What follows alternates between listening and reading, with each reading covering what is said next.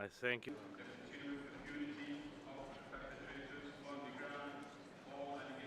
Our findings indicate that in their conduct of hostilities, the parties to the conflict have failed to protect civilians.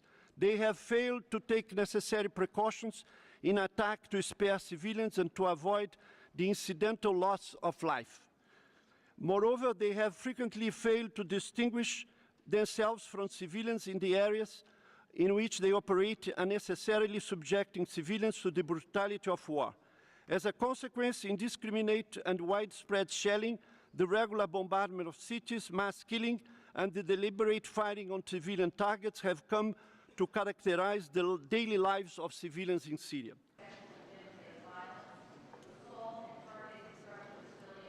We have documented countless incidents in which medical care has been used as a tactic of war.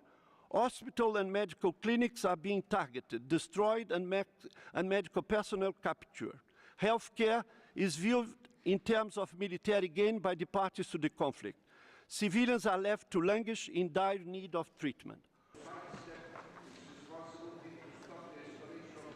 If the national, regional, and international actors fail to find a solution to the conflict and stop immediately the agony of millions of civilians, the alternative will be the political, economic, and social destruction of Syria and its society, with devastating implications for the region and the world.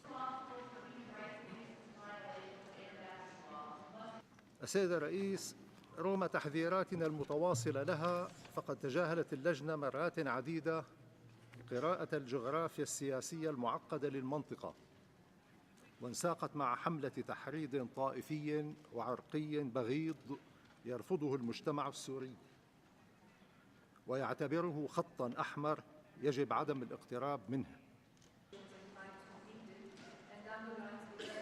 Looking forward, might the Bosnian-Kosovo hybrid tribunals, domestically led processes rely on elements of international support, offer viable models for offering international assistance to the Syrian domestic system during or after transition as it considers questions of accountability, if the Syrians agree.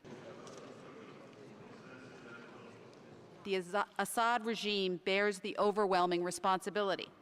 We continue to be appalled at the regime's ongoing disregard for human life and its indiscriminate use of force and heavy weaponry in residential areas, including ballistic missiles and aerial bombings.